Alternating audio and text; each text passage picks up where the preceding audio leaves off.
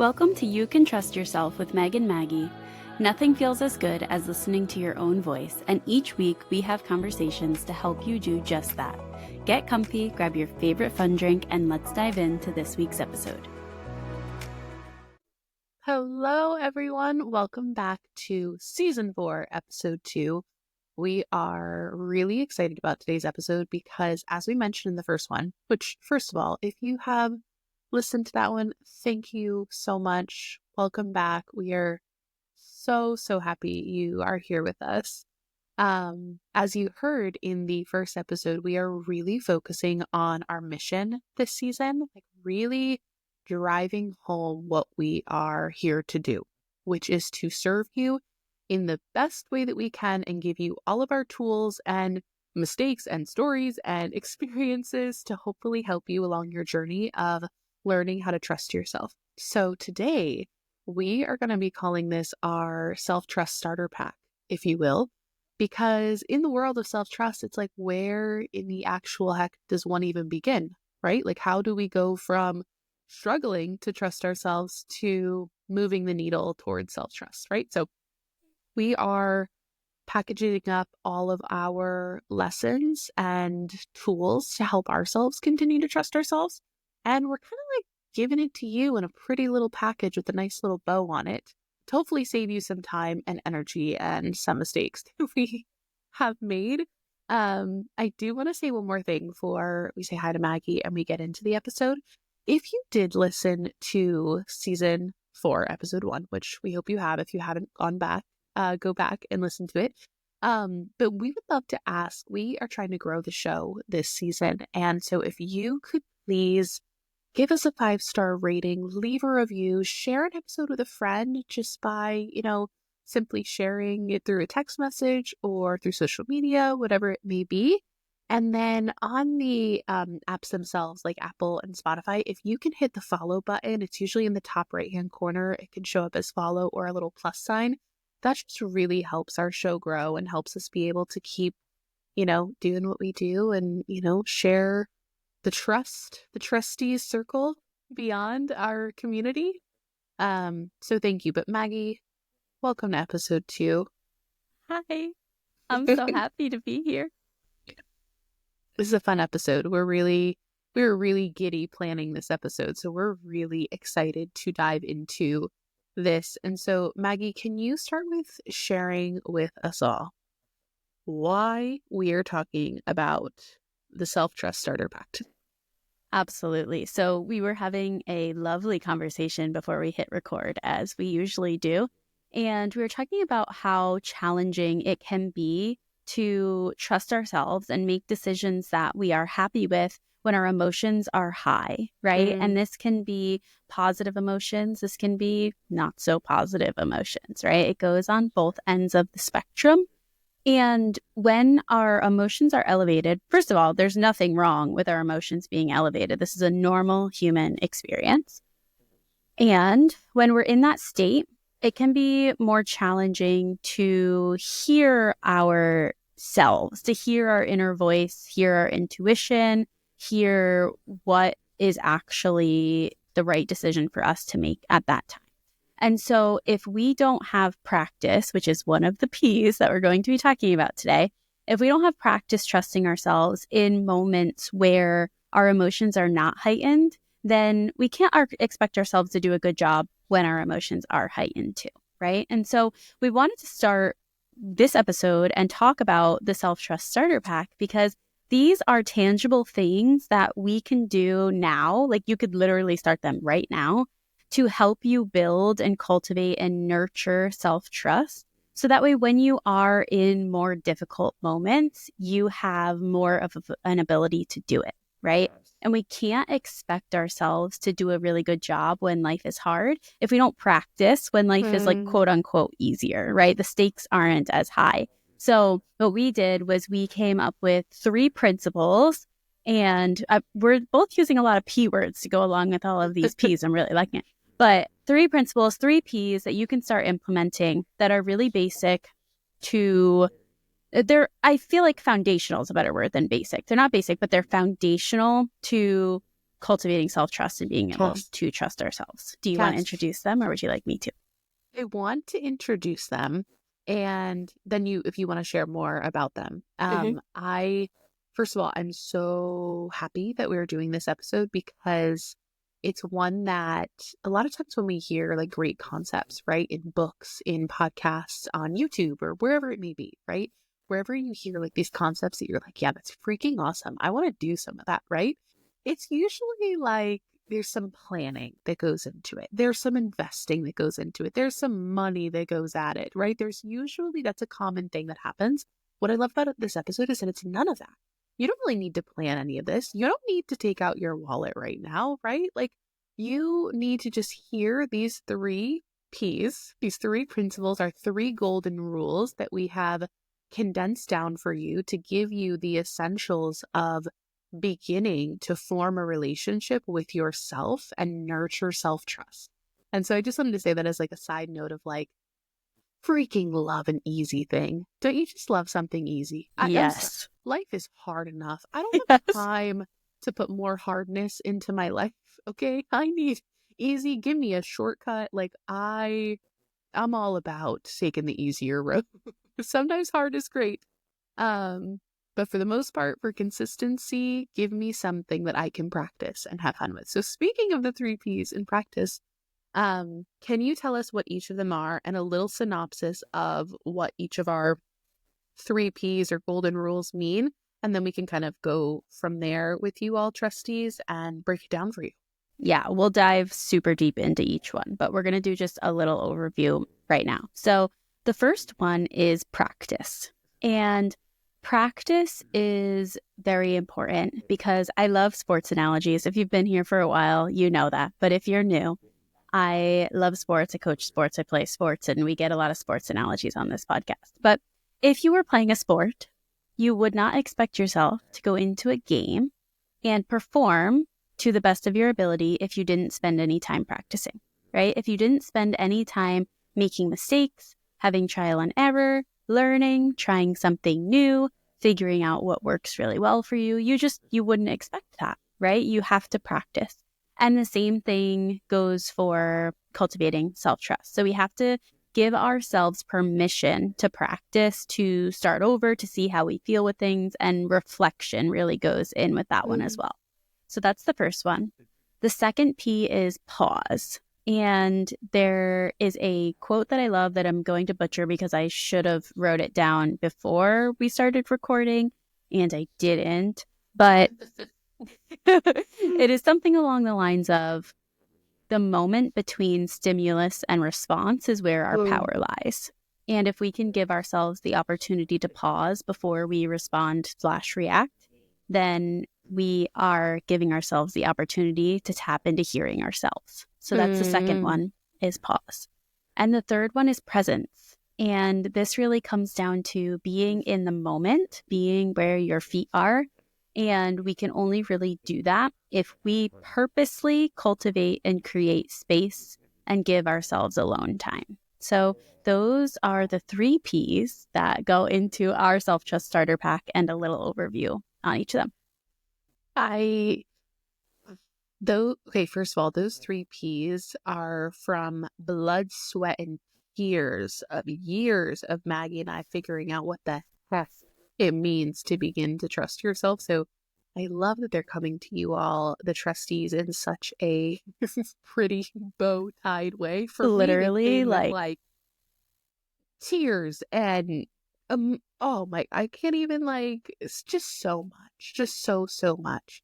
And so if somebody would have given me this episode like years ago when I was trying to learn how to listen to myself and learn how to not be a people pleaser and learn how to like be confident in who I am and go through this world knowing that I get to be the conductor of this train, would have saved me a lot of time and a lot of headache and heartache and just all the things. for sure. So I'm so excited to dive into these. So we've got our three P's, our three golden rules, if you will, to get started. Okay.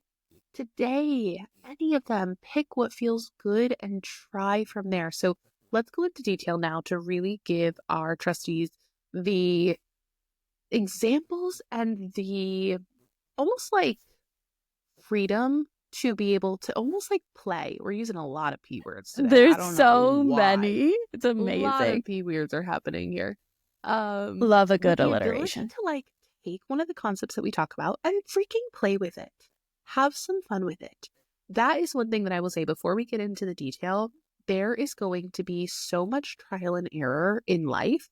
And when it comes to self-trust and learning how to really listen to our inner voice and how to become confident in the decisions that we make and the trust that we have within ourselves, this ain't gonna be perfect. It's not gonna be pretty. We're presenting it to you pretty, right? With the 3 Ps. It's not really pretty. That's not really how life works, especially when we are growing. And I love Maggie. I'm not an athlete, but I really admire the world of athletes and athleticism because, and in you, Maggie, like from what I've seen from you in practice, and I've watched you have some experiences in these moments, and there's something about watching an athlete train, like train at their craft, and watching literally sometimes the blood, sweat, and tears that come along with that. There's something about the grit that it takes and the realness that practice has. And so we'll start with practice because we're here.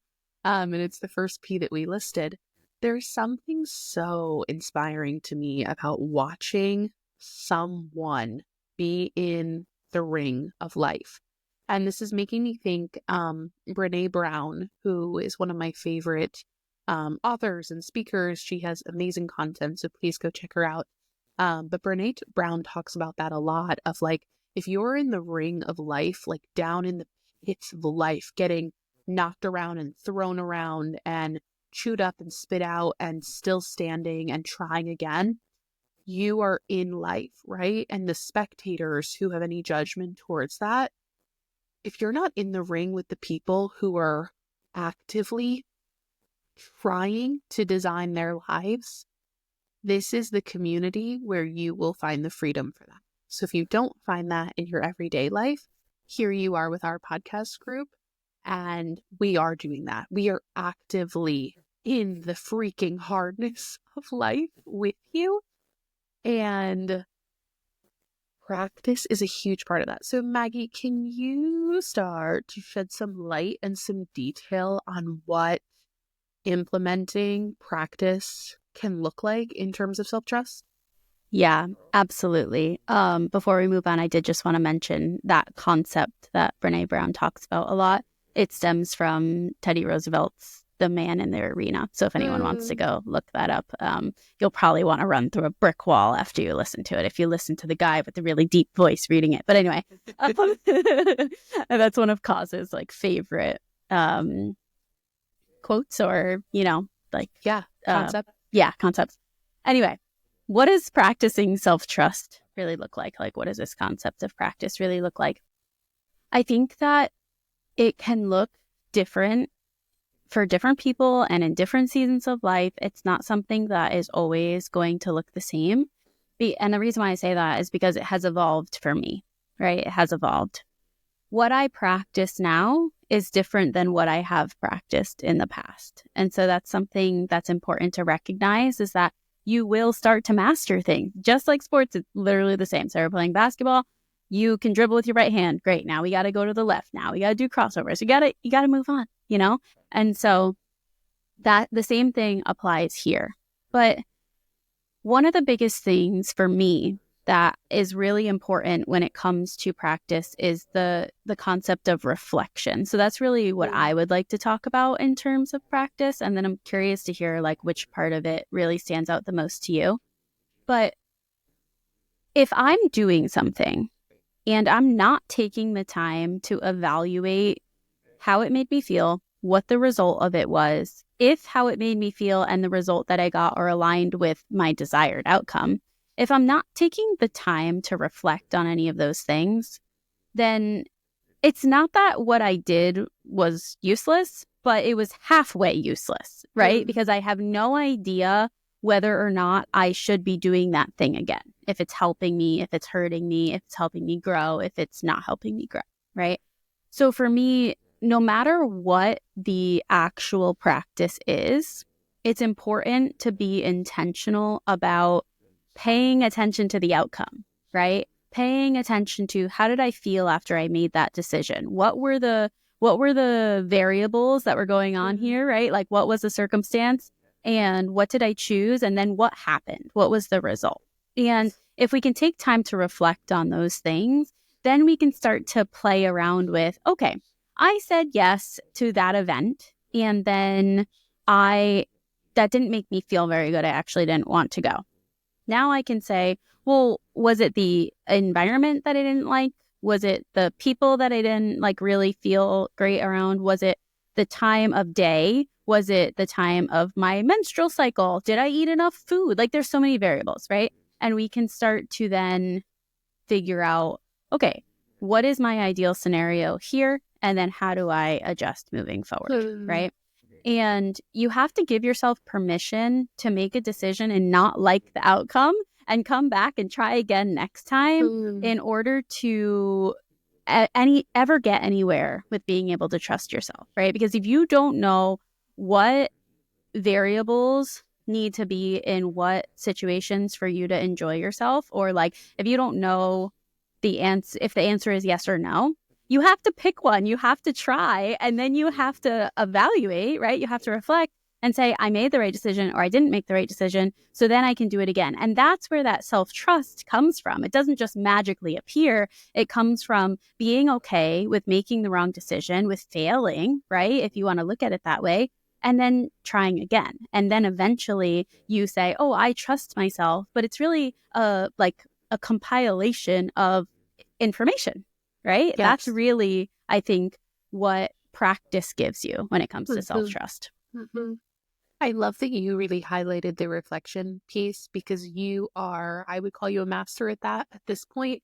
I believe you have mastered the art of reflection for yourself and your businesses and your life and your family. And I'm just throwing all these like accolades at you now, but it's it's a real skill, right? And it's a skill that you have mastered because you have put in countless hours to that, right? And so you have sat with yourself and asked yourself all of those questions that you just listed, right? And the freedom and the empowerment that comes with that is unmatched. So if you need some motivation of like, why would I want to do that? The confidence that it gives you to be able to say, let me check in with myself about how that felt is unparalleled. There's nothing like it, in my opinion.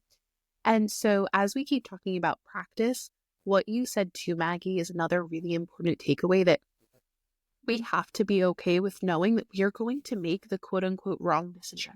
Yep. That just has to be, if I can save you any time, be okay with getting it wrong. Yep. Because the art of self-trust, I'm calling it an art, I'm using a lot of artsy words today. I think it's an It's art.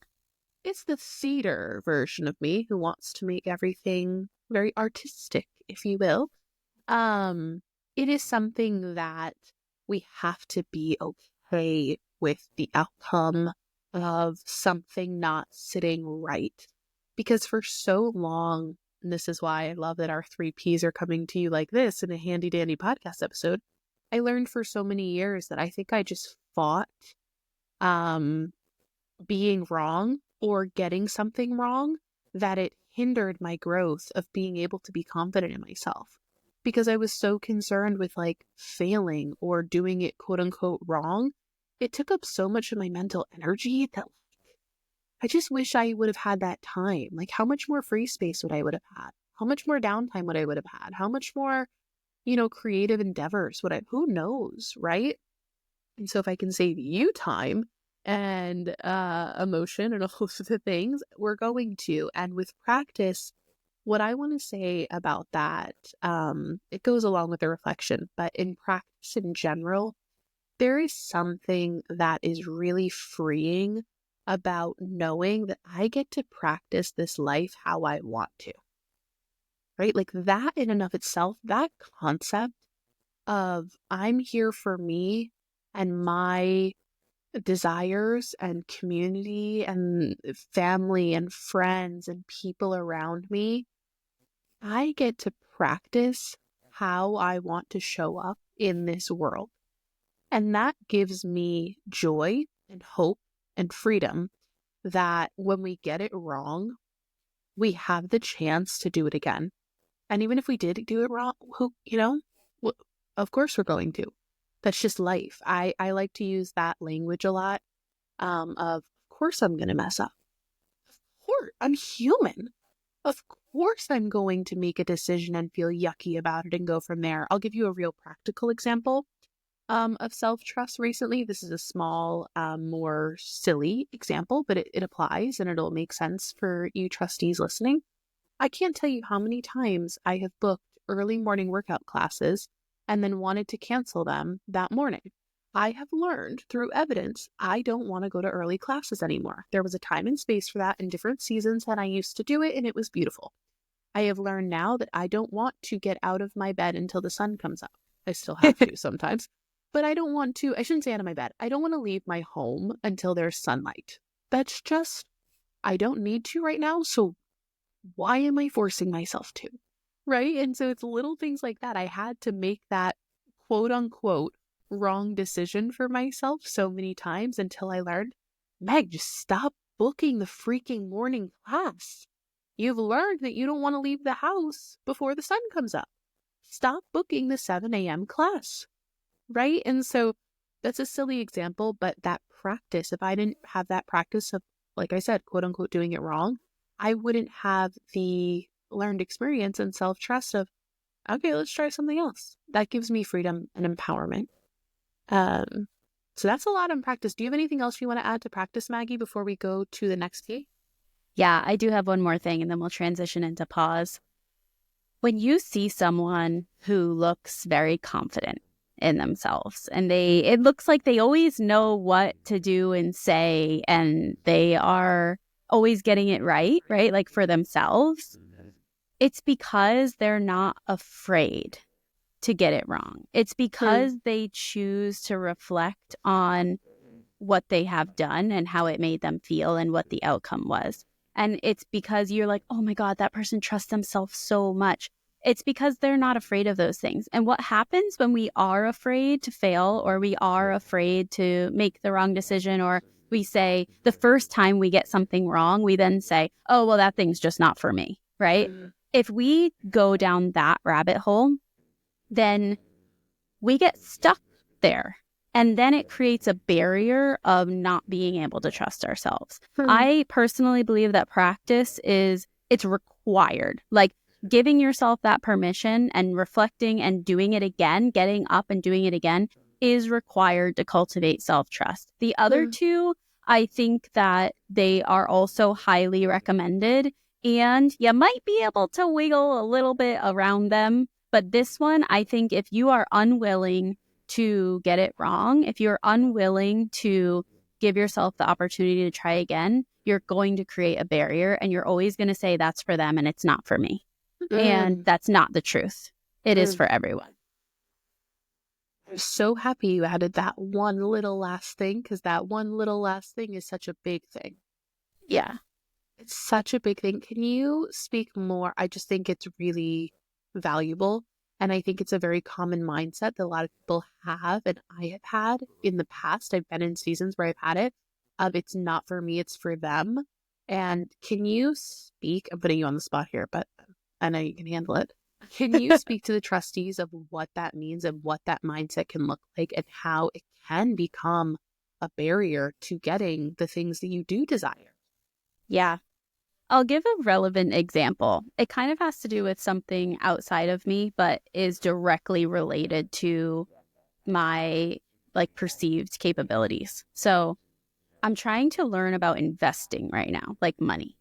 And I've had this story that it's very challenging, that I just my brain shuts off. I don't like finance, it's just boring, or it's hard, or, that's for someone else to deal with. I'm sure a lot of people listening have probably had the same experience around this particular topic.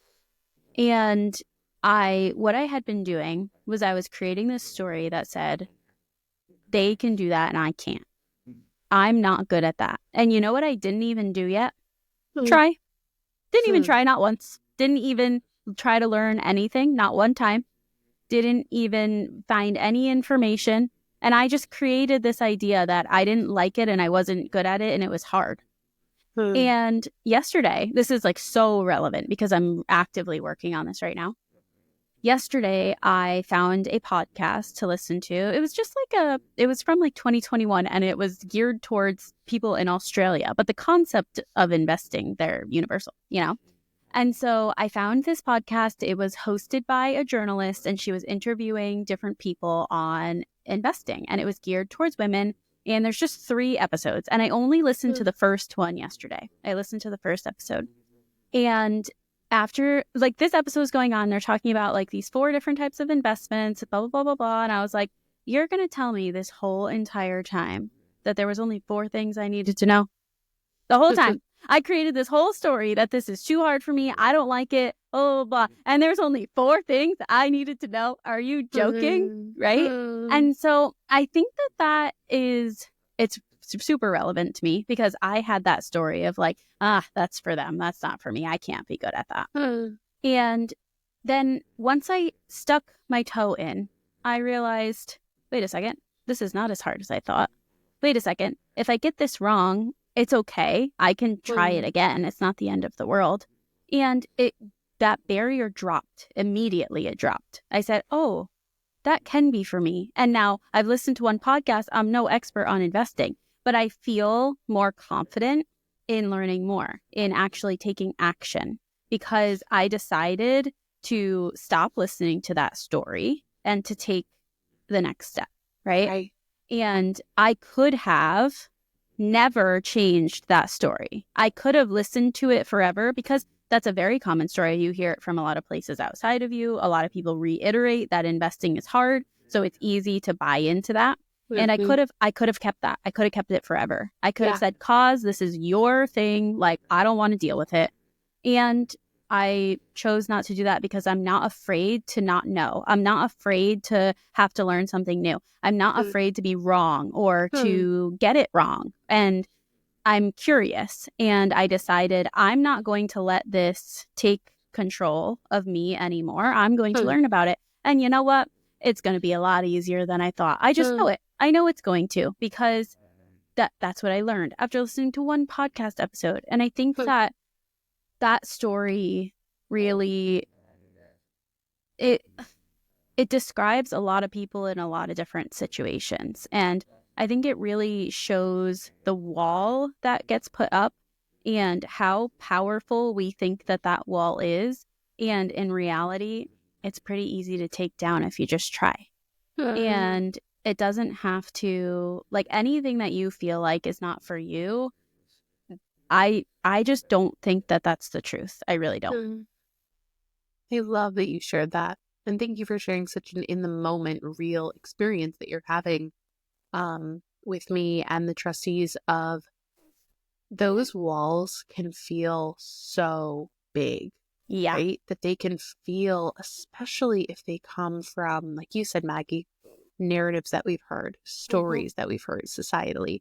Then we get into like family of origin stories, right? That's not meant for people like us. We're not going to go there today, but we're not going there today.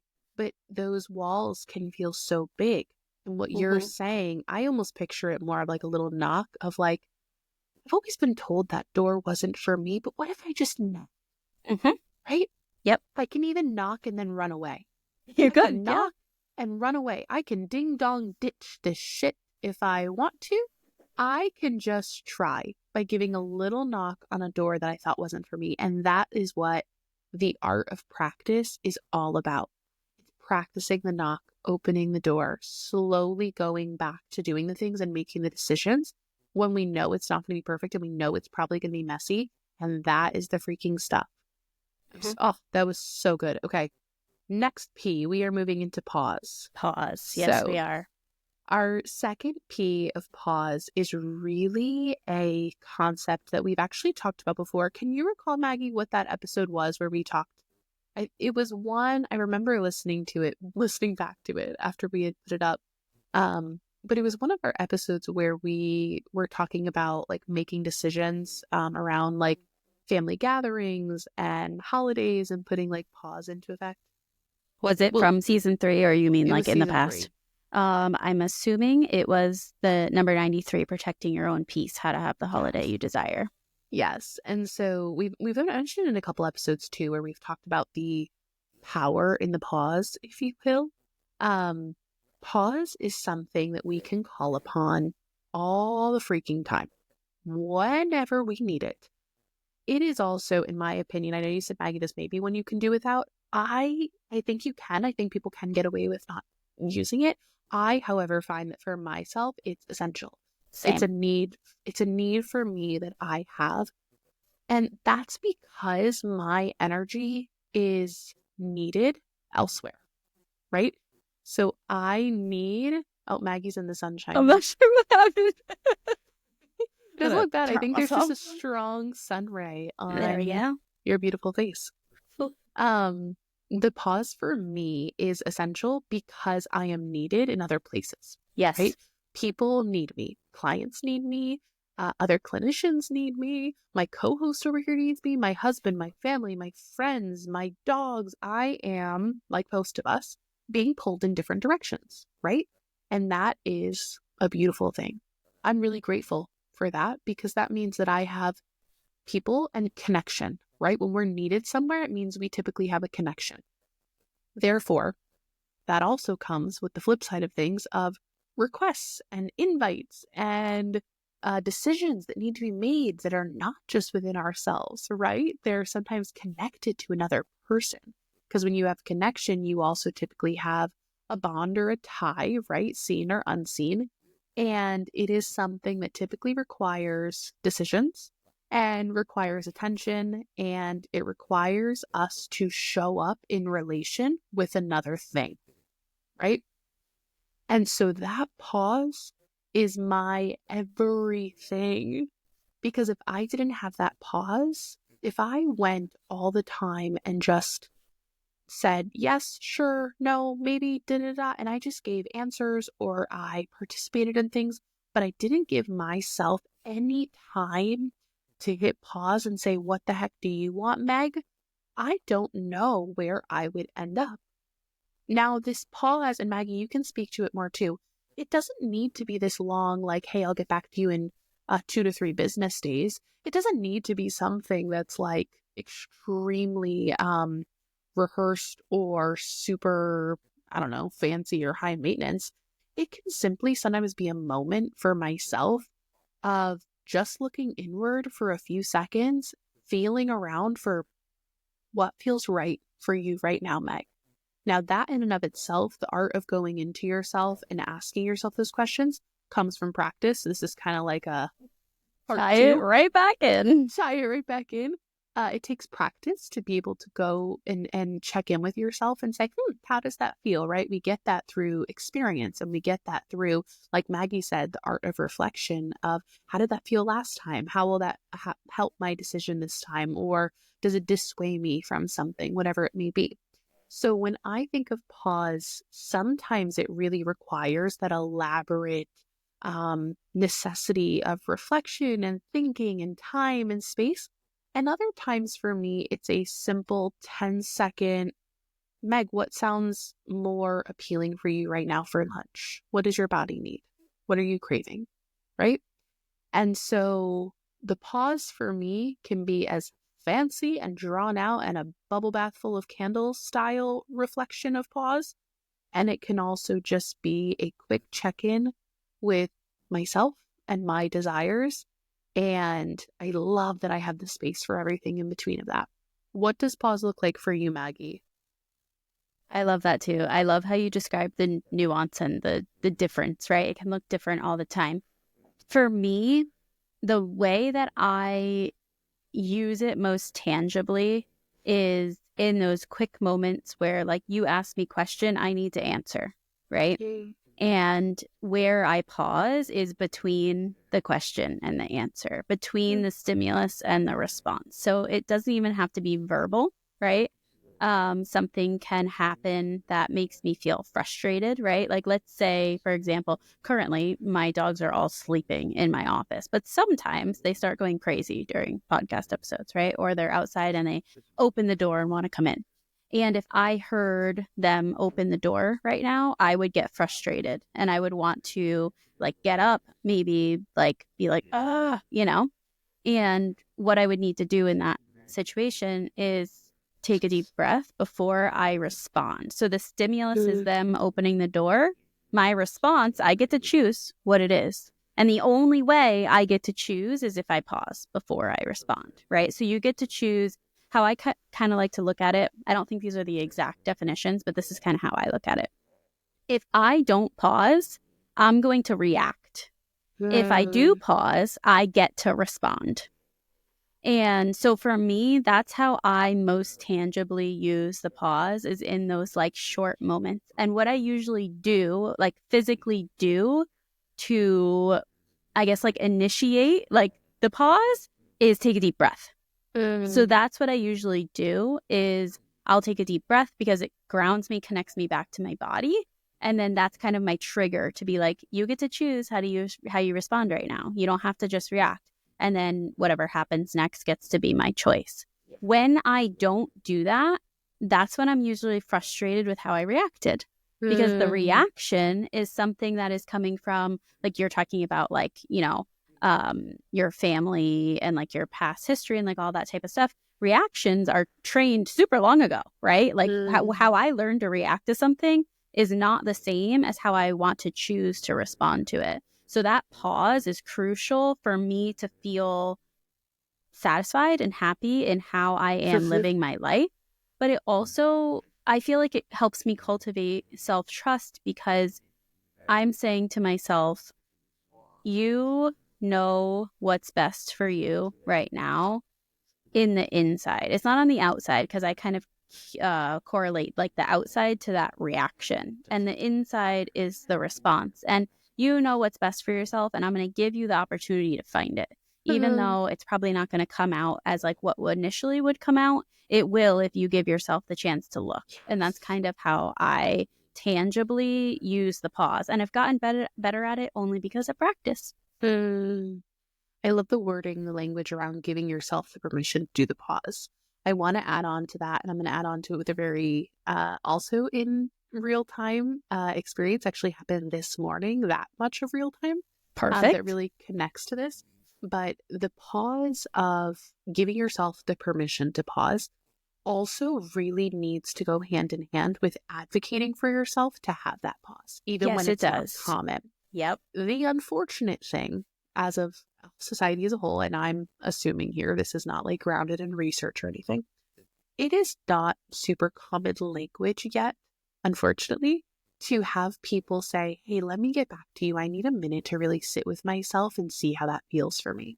I have not had an email like that yet, besides like from Maggie and a few people, right? Or like a text of like, hey, let me sit with myself on that and get back to you.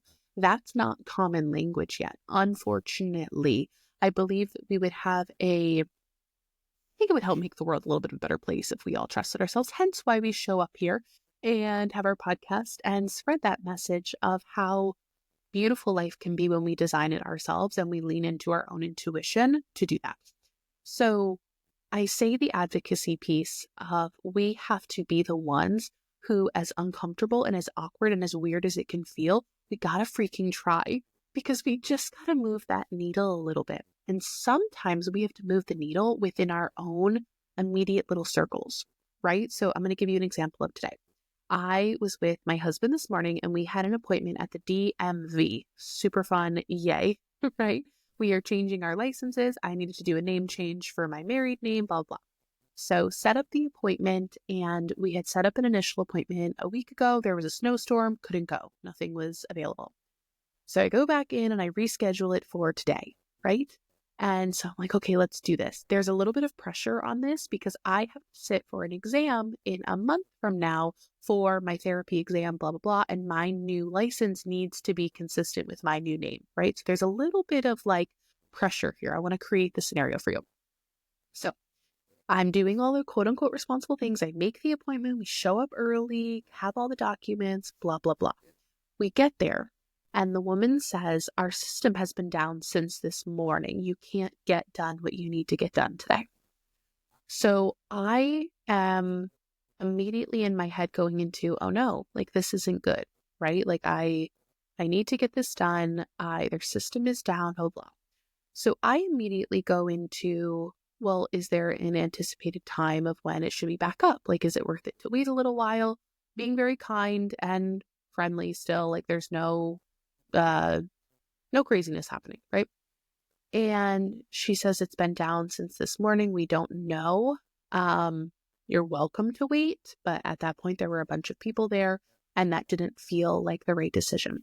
However, I was feeling some annoyance of, if you've known since 8 o'clock this morning, I'm coming in at 10:15. Couldn't you have sent a loose email or something of, hey, you might want to consider rescheduling your appointment? The appointment was 30 minutes away. It was a little bit frustrating. So I said that in a way of, was there an email sent? Like, could they have let us know? She was like, no, sorry, they probably should have, but they didn't. Okay, no worries. So I said, well, I don't want to leave here empty handed because I know when I go to make an appointment online again, it automatically bumps you out another week. So that's what happened last week. You can't book for the same week. You got to book a week out. We're already under the wire. I don't want to wait another week. So I said, can I talk to somebody about at least getting another appointment, maybe like for the end of the week?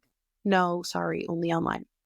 So I'm a little frustrated now. I was regulated enough to not take it out on the woman. I don't like when I do that. So I was able to kind of keep the frustration in and then know that I need to go and plan. But in real time, my husband has already decided that he's going to go the positive route. Okay. Love that for him. I wasn't in the positive route mood. I was still frustrated. I was still annoyed. I tried everything I could do to make it as smooth as possible and blah, blah, blah. And he was going from, this is annoying, all the way to, it's totally fine. Oh my gosh, everything's great. And he's like rubbing my back and all the things. And I'm like, get your hands off me, right? I'm in like raw mode. And I say all this to say that that would have been an opportunity. I didn't in this moment, but I wish I had. I could have said to him, hey, I just need a pause. Like, just give me a few minutes, right? Like, I know this isn't the end of the world. I know this is first world problems. I'm not, blowing this into anything crazy. Like, everything, quote unquote, will be okay. But I need a few minutes just to feel it. I'm not ready to go from frustrated and annoyed to happy go lucky positive. I'm just not there, right? So that was a moment that I could have advocated for myself and said, hey, I need 5 minutes of just quiet to process and move forward, knowing that I will move forward, but I need a few minutes. So that was me today making a decision and knowing that I could have implemented this, and maybe any of you listening can. But the advocacy is huge because it's my husband. He had no ill will at all in going positive. I freaking love that about him. I love that he moved on so fast, right? And it stole my opportunity to have my emotions because I didn't advocate for myself for what I needed, right? So that advocacy piece of giving ourselves what we need also has to be spoken within our relationships to other humans. Oh, it absolutely does. I love your golden retriever husband. He's great. I have one too. They're amazing. They're just like, everything is great all the time. Like, no problems ever exist. We just forget about them and we're over here like, ah.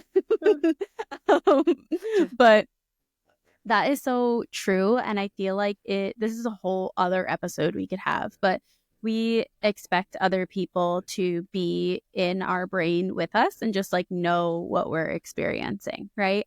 And that's not the case. And that's why I love the language and like you're talking about communicating that you need a pause because that gives the other person like it allows them to get on the same page with you. He doesn't have to become frustrated again, right? But it allows him to say, okay, like, yeah, I'm just gonna, let her be. And, or it gives him the opportunity to maybe say, like, is there anything that you do need from me if he wants to, or he'd be like, yeah, no problem, like, let you be. And then you're ready to meet him later, like in the positive land, even though physically you're together, you're ready to meet him when you're ready to meet him. And people don't automatically know what we're thinking in our own head because they're thinking what they're thinking in their own head. To him, he's like, okay, no need to dwell. We're moving on. And you're like, I just need one more minute of a pity party before I'm ready to move on. Right. And if you don't say that, then it could create more tension. It could lead to an even bigger blow up that like didn't even need to happen, Yes. right? And like you didn't say that happened, so I'm just speculating on something that could have, but I'm sure we have all been there where I'm like, oh, if I just said that I just needed a minute, it would have avoided that whole thing. Yes. That is such a good point. And I'll save that for another time, another episode, because this leads us perfectly into presence when it has to do with Yes. alone time and giving ourselves that. So I'll move into that. But that's exactly right. When we're talking about the heightened emotions, the pause is really, really beautiful in the heightened emotions part. Because when that happens, when we are trying to live in sync with other humans, right? Friends, family, colleagues, whoever it may be, we're naturally feeding off of each other because that's interaction. That's human interaction, right? So when my husband's going super positive and lovey and sweet and let's look at this glass half full, his intentions are beautiful. He's trying to cheer me up. He's trying to assure me that everything's going to be okay, right? And there's nothing wrong with that, except that that's not where I was. And I am a whole individual in this relationship. Therefore, for me, I needed the space to process that. And so when we have individuals that we are in community with or in connection with, we have to honor ourselves by knowing that we don't always need to be in the same place. We need to Mhm. normalize the freaking differences. That is a podcast episode for another day. Well, yeah, but But the thing about that is that is self-trust. That is it mm, right there. Like if you're trying to always be at the same place as somebody else, then you're never where you are. wow, say that again. I probably can't remember, but um that really, I feel like that sums it up really well. And the pause helps you do that, right? It helps you be with yourself and honor where you really are and help get you to the place that you want to be. Because you want to be feeling positive, right? You don't want to be feeling negative. That feels like crap. But you need to pause to help you get there, right? And when we are constantly trying to just meet others where we're at, then we go into people pleasing, all these other things. You can't hear yourself. You cannot hear your intuition. You cannot hear, I use the word hear because I like hear it, but you can't feel, understand, know what you need in the moment if you're always just trying to be where everyone else is. Hmm. Thank you for adding that. That's a really important piece to add, and it leads us into the third P of presence so well because that's essentially what presence is. It's presence with ourselves, right? And I'm going to give my example, and I'm sure you have one, Maggie, of how I tend to do that a lot. But for me, it really does boil down to alone time. Um, I need that time to be with me. Sounds so corny, like a little poem, but It it's a really cute poem that I really like and is. really subscribe to. I need that space to be with myself and to be with me, and I've got to get creative in the ways that I do that. I'm with people a lot. I'm with family a lot.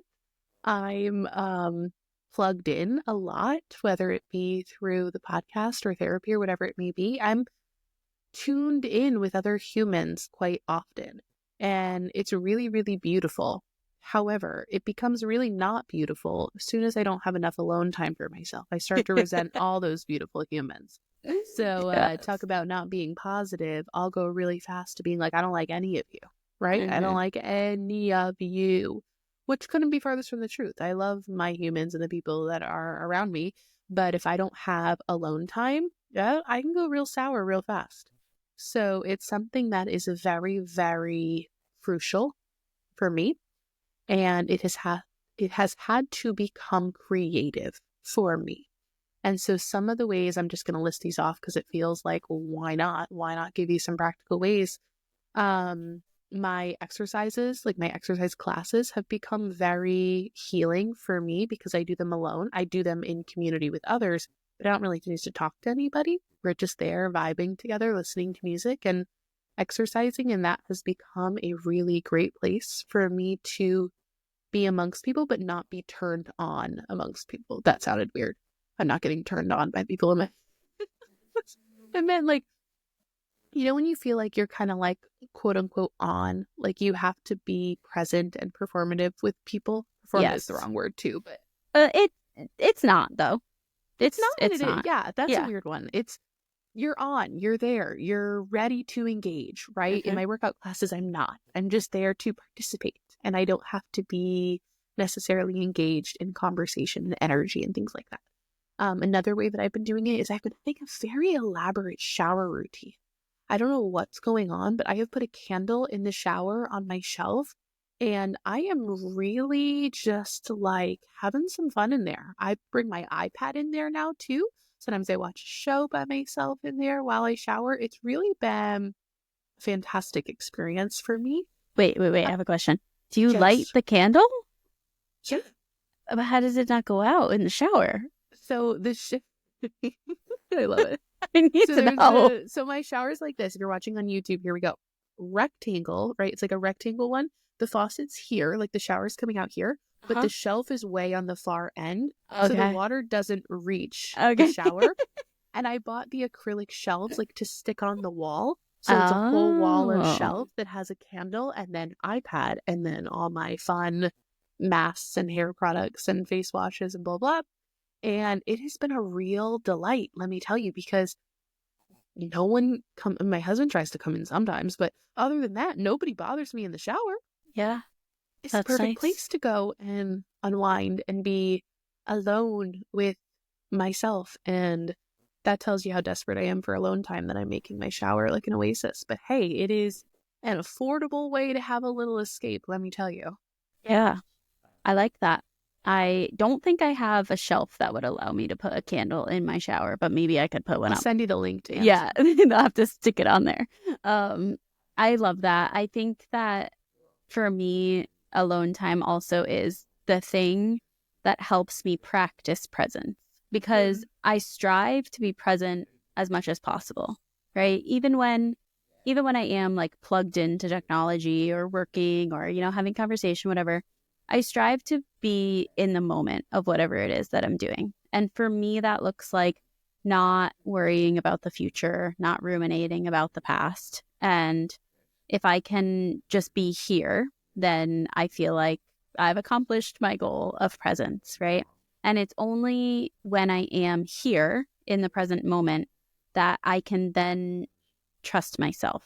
Because Mm. if I make a decision based off of like beating myself up about something that I did in the past, then I'm not making a decision that's really good for me. And if I'm making a decision that is based off of me worrying about something in the future, then I'm not making a decision that is good for me. Mm. And so I can only really do that if I'm in the present moment. And I agree with you. Alone time is how I practice that because I strive to do it all the time, everywhere. Not perfect at that. But that's the goal, right? Yeah. And when I'm by myself, it takes away, kind of going back to that like scientific method approach from the beginning, it takes away a lot of variables, right? I'm not worrying about what other people are saying to me or other people are doing. Like I get to just be by myself and control what's going on. And that allows me to then practice making those decisions, see how they're all tying in together here, in a like somewhat controlled environment, right? And I get to then tap into my own self trust more. So that way, when I am striving to be present in moments that I don't have control over, I can still hear that voice that's truly me on the inside. And I'm not just Mm. taking in everything on the outside. So I agree with you.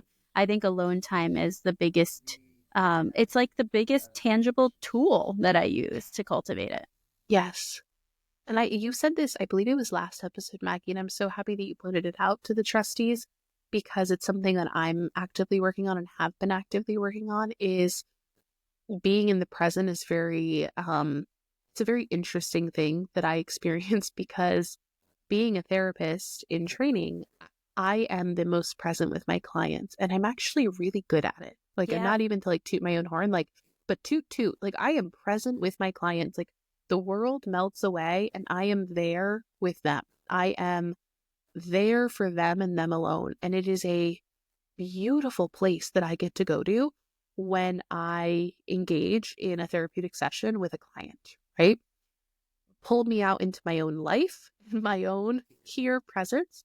I really, really struggle with that. And so for those of you who are listening who struggle with that as well, I You mentioned this last time, Maggie, of like, if you find that it's difficult to be alone with yourself, because then all of the noise comes in and all of the thoughts and all of the overwhelm and whatever it may be, know that that's probably has always been there as an undercurrent, but you're so busy or so distracted or so quote unquote doing that you haven't heard it. So it's probably an undercurrent of your life.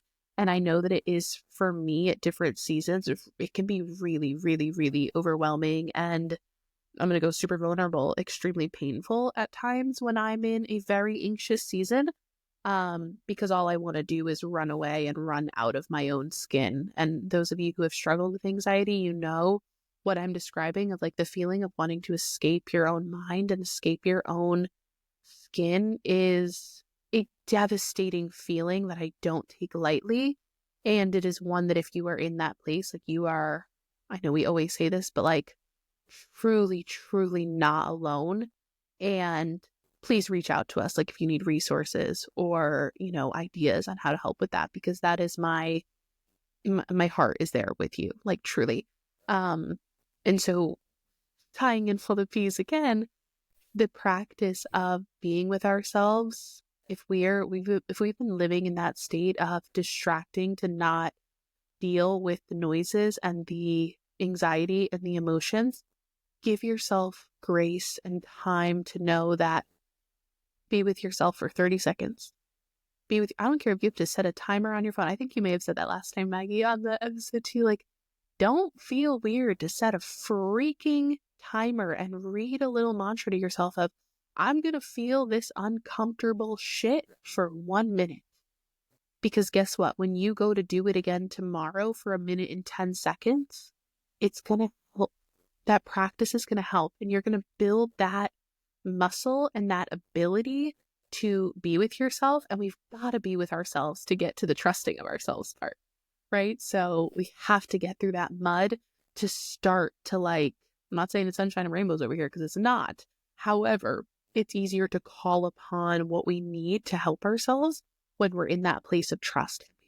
Get through some of the shit first before we can start to move there. So if you're in that, let's do this. Here we are. Oh my goodness.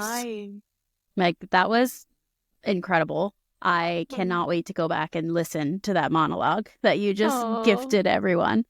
And I don't have anything to add, and I feel like it ties everything together perfectly. So thank you for sharing that with all of us.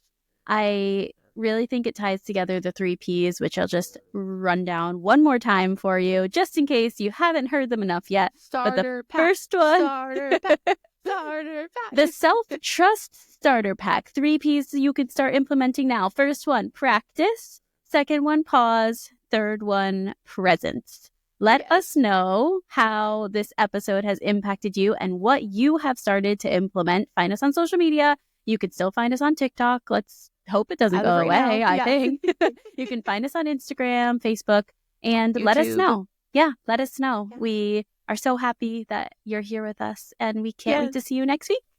The 3 Ps are free and available now at all your retailers. It's a joke, but take what you will, and we love you all, and we'll see you next week.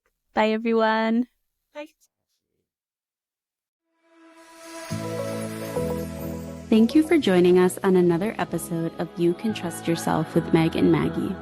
Our mission is to leave you with encouragement and tools to nurture your ability to trust yourself. If you found this episode valuable, don't forget to subscribe and please share it with a friend. Then take a moment to leave us a 5-star rating and review. Your support helps our show grow, and for that, we are extremely grateful. Follow us on Instagram, TikTok, Facebook, and don't forget to subscribe to our YouTube channel where you can watch the episodes.